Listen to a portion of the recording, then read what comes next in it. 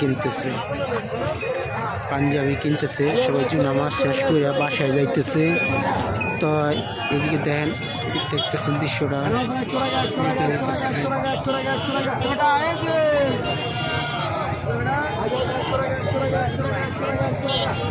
এটা আর একটা রোড দিয়ে যাইতেছে মুসল্লিরা, অনেক মুসল্লি।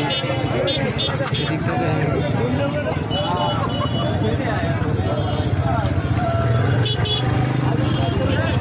এদিকটা যে গাড়িটি অনেক বাইক করতেছে না,